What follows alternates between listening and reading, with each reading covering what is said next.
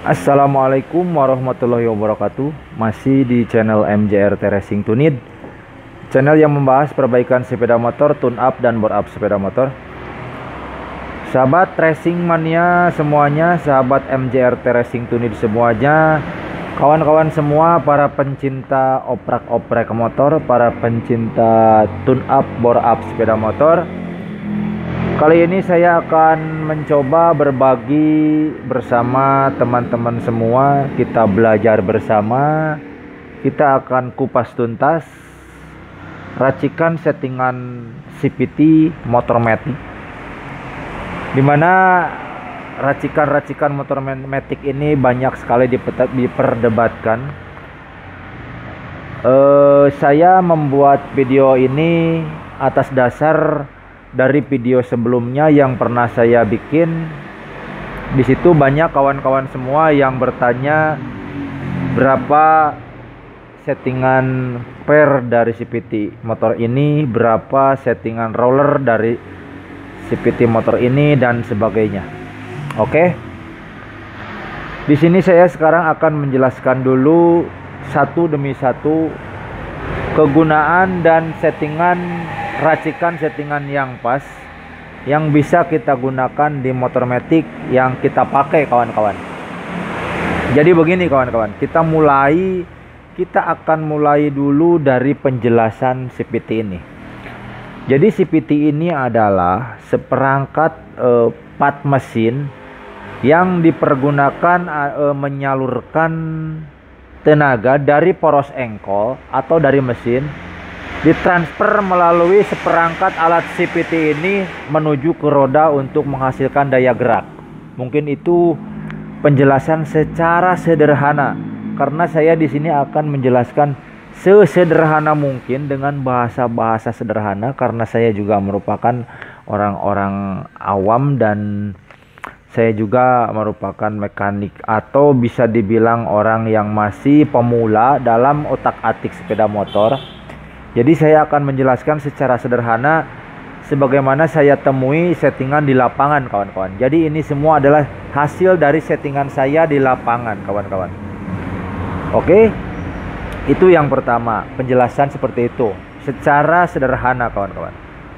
Nah, kemudian saya akan mulai dari rumah roller ini, kawan-kawan. Nah, ini adalah rumah roller. Rumah roller ini seperti ini bentuknya. Saya pikir kawan-kawan semua sudah tahu dan paham seperti apa bentuk rumah roller, karena dari segi bentuk, dari segi rupanya hampir mirip. Untuk motor matic itu rumah roller itu seperti ini. Oke. Jadi di dalam rumah roller ini terdapat beberapa part yang diperuntukkan membantu kinerja rumah roller ini. Di antaranya adalah ini adalah tutup dari belakang rumah roller. Kemudian di dalam rumah roller ini, karena disebut rumah roller, di sini ada 6 buah roller yang membantu daya gerak dari rumah roller ini atau dari kinerja rumah roller ini. Nah, seperti itu kawan-kawan. Selanjutnya saya akan mulai menjelaskan kinerja dari rumah roller ini. Nah, jadi rumah roller ini adalah tempat beradanya roller ini dalam bekerja untuk menyalurkan tenaga dari poros engkol. Nah, jadi daya gerak dari poros engkol, daya gerak poros engkol ini disalurkan melalui rumah roller ini dan dibantu menggunakan roller ini, kawan-kawan. Jadi roller ini bergerak dari bawah menuju ke atas. Nah, jadi menghasilkan daya jepit karena ini dipadukan dengan kipas atau kipas puli lawan dari rumah roller ini, dan ini menghasilkan daya jepit yang dijepitkan ke sabuk timing belt, kawan-kawan. Nah, ini teman-teman. Jadi Jadi puli rumah roller ini bergerak menghasilkan daya menjepit timing belt ini, kawan-kawan. Nah, seperti inilah. Ini penjelasan secara sederhananya. Nah, yang saya akan jelaskan sekarang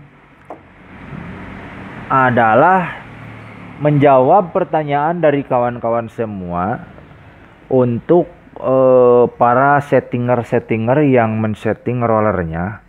Jadi di sini saya akan jelaskan roller berapa gram yang bisa digunakan di motor Matic kawan-kawan semua.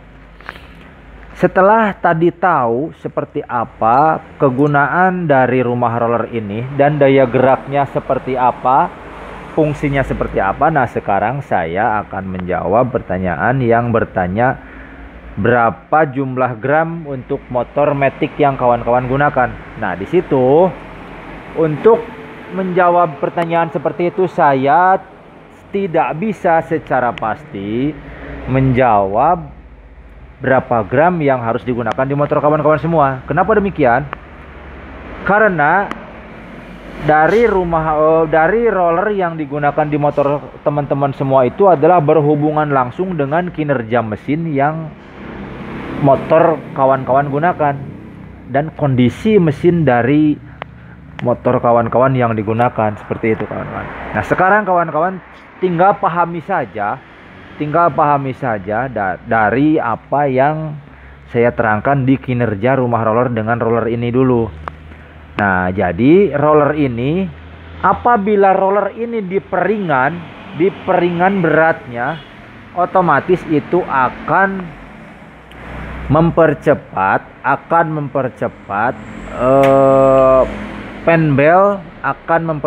penbel, dari puli belakang ini untuk, atau maksudnya bukan mempercepat, akan memperlambat turunnya penbel ini ke bagian dalam. Nah, ini kan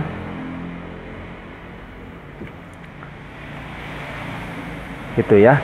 Kan ini kan kalau misalkan pertama dihidupkan, ini penbelnya di atas seperti ini.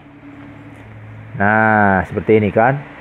Nah, kemudian apabila rollernya di peringan, jadi daya gerak dari penbel ini akan semakin lambat untuk menuju ke bawah, untuk menuju ke sini. Nah, ke sini. Ini akan lambat. Nah, kenapa demikian? Karena kalau kita memperingan roller ini, otomatis seperti kita mengecilkan gear depan di motor yang manual. Itu seperti itu kawan-kawan. Jadi kalau kita memperingan roller ini sama dengan memperkecil gear depan dari motor manual. Dan itu akan berefek motornya bagus di putaran bawah atau stop and go, atau bisa dibilang bagus untuk di dalam kota atau sirkuit patah-patah lah, bisa dibilang seperti itu. Nah, jadi itu gunanya. Terus berapa gram yang pasti untuk yang bisa digunakan di motor kawan-kawan semua, itu bisa kawan-kawan setting. Kalau misal roller standarnya 13 gram, bisa diturunin menjadi 11 gram atau 12 gram atau 10 gram. Bahkan ada yang bisa sampai 6-7 gram. Tapi menurut saya kalau untuk motor harian saja, jadi disarankan untuk menurunkan kisaran 1-2 gram saja. Karena efeknya akan berpengaruh ke top speed motor Anda. Kalau lebih ringan lagi roller ini kita turunkan beratnya, otomatis top speednya akan kita kalahkan. Dan top speednya akan hilang. Itu kawan-kawan. Nah, itu penjelasan dari roller. Oke. Kemudian sekarang kita lanjut ke puli belakang, puli sentri ini, dan ke berhubungan langsung dengan ini. Bisa dibilang kampas kopling atau kampas sentri atau apalah namanya ya. Nah, ini puli belakang. Saya bilang ini puli belakang ya. Nah, ini puli belakang ini berfungsi menjepit. Daya kerjanya itu menjepit timing belt yang kemudian disalurkan menuju ke roda belakang. Nah, ini daya kerja ini berhubungan langsung dengan persipiti ini. Nah, sekarang settingan dari persipiti ya. Nah, persipiti ini sangat berperan sekali kawan-kawan untuk kinerja motor matic. Apabila persipiti ini kita tambahkan RPM-nya menjadi yang lebih kencang, otomatis efeknya sama seperti kita memperingan di bagian roller. Jadi apabila ini kita kencangkan, otomatis akan memperlambat timing belt ini untuk menuju ke bawah. Nah, itu sama dengan membesarkan gear belakang kalau di motor manual. Tuh kawan-kawan. Jadi untuk kawan-kawan yang mau men-setting dari persipiti ini, saya sarankan untuk setting step by step. Jangan terlalu kencang, jangan terlalu lembek. Seperti itu kawan-kawan. Karena kalau misalkan terlalu kencang, top speednya kurang juga. Dan kalau terlalu lembek, diuntungkan di top speed, tapi untuk settingan bawahnya lemot. Oke, itu kawan-kawan. Nah, ini untuk settingan belakang ini, untuk settingan CVT di bagian puli belakang ini berhubungan juga dengan fiber sentry ini, kopling sentry ini. Nah, ini adalah kopling sentry. Kopling sentry ini adalah fungsinya diperbantukan sebelum daya gerak yang dihasilkan dari poros engko ditujukan ke puli, kemudian diberbantukanlah oleh kopling sentry ini untuk menuju ke bagian roda. Nah, itu mungkin penjelasan secara sederhananya kawan-kawan. Nah, kita sedikit ulas untuk daya kerjanya. Daya kerjanya ini adalah mencengkram putaran dari ini mangkok puli ini. Soalnya mangkok puli ini kan berhubungan langsung dengan roda. Jadi berputarnya roda itu dihasilkan dari daya cengkram ini. Nah, ini. Jadi usahakan untuk kopling sentry ini harus bagus, jangan sampai kelewat habis atau kelewat pendek atau gimana, jangan. Kalau misalkan kondisinya sudah habis, cepatlah ganti, karena nanti daya cengkram mangkok puli ini untuk menghasilkan daya yang ditujukan ke roda akan berkurang atau akan slip. Nah, itu kawan-kawan. Kemudian sekarang untuk settingan settingan per sentry ini. Nah, untuk settingan per sentry ini berhubungan erat juga dengan kinerja motor kawan-kawan semua. Untuk per sentry ini, apabila per sentry ini kita bikin kencang, otomatis itu akan berpengaruh semakin bagusnya untuk settingan bawah. Kenapa demikian? Karena motor kita akan semakin teriak, daya puntir dari kinerja puli akan semakin kencang, otomatis daya cengkram yang dihasilkan disalurkan ke puli ini, mangkok puli ini semakin bagus, semakin kencang. Nah, tapi untuk mengganti bagian per sentry ini, kawan-kawan tidak boleh kelewat kencang juga, atau tidak boleh kelewat lembek juga. Kenapa demikian? Kalau misalkan kita kelewat kencang, motornya akan gereng, kawan-kawan. Mungkin kawan-kawan sudah paham gereng itu seperti apa. Itu bahasa sederhana dari bengkel mungkin ya.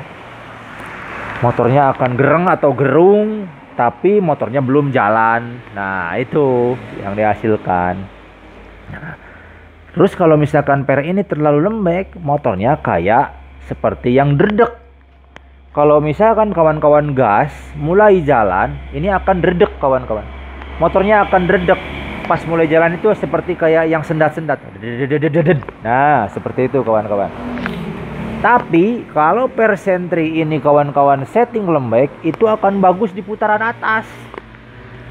Karena daya cengkram di bagian ini akan semakin bagus mencengkram ke bagian puli penyalur ke roda. Nah, tapi untuk settingan bawah pasti lemot. Karena dikala kita menggas, daya kerja dari sentri ini sudah nempel duluan ke puli penggerak ini. Alhasil motor belum teriak, tetapi motor sudah jalan. Nah, itu kan seperti itu, daya kerja kinerjanya seperti itu. Jadi kalau misalkan settingan bawahnya bau bagus, ini diperkencang, jadi motornya disuruh teriak dulu, baru ini mencengkram. Nah, itu. Jadi seperti itu penjelasan sederhananya. Jadi sekarang kawan-kawan sudah tahu seperti apa kinerja dari perangkat CPT ini. Jadi untuk kawan-kawan yang mau men-setting CPT motor maticnya, usahakan jangan terlalu ekstrim apabila motornya dalam keadaan standar. Itu kawan-kawan. Kawan-kawan harus perhatikan. Yang pertama, rollernya perhatikan. Apabila roller kita turunkan dari 13 gram menjadi 12 gram misal. Nah, per CPT-nya kita naikkan dari standar, kita kasih 1500 rpm misal. Kemudian per sentrinya dari standar kita kasih 1000 rpm. Nah, itu cukup. Itu sudah cukup. Apabila kawan-kawan merasa kurang, silakan kawan-kawan naikkan step by step. Dan rasakan seperti apa kondisi dari motor matic kawan-kawan semua. Kondisi dari mesin motor matic kawan-kawan semua. Apabila dirasa sudah cukup settingan yang awal, nggak usah diganti-ganti lagi. Soalnya itu akan merugikan settingan akhirnya nanti. Seperti itu kawan-kawan. Silakanlah coba setting, ganti step by step, kemudian coba reading. Nah, di situ nanti akan ketahuan. Kalau top speednya sudah dapat, kalau misalkan kawan-kawan mau setting top speednya sudah dapat, ya sudah, nggak usah diganti lagi. Kalau misalkan settingan bawahnya kurang, setting bagian bawahnya sudah mantap, ya sudah. Kalau ketemu jangan digonta-ganti lagi, kemudian jangan mencari informasi-informasi harus berapa settingan yang diterapkan di motor matic kawan-kawan. Nah, nggak bisa demikian, karena itu berhubungan langsung dengan keadaan mesin dari motor matic kawan-kawan semua. Nah, itu kawan-kawan. Jadi sedikit banyaknya seperti itu yang bisa saya jelaskan, yang bisa saya terangkan untuk kinerja CPT motor matic ini. Nah, itu kawan-kawan. Mungkin sampai di sini kawan-kawan bisa paham dengan apa yang saya jelaskan. Memang banyak settingan-settingan yang lain.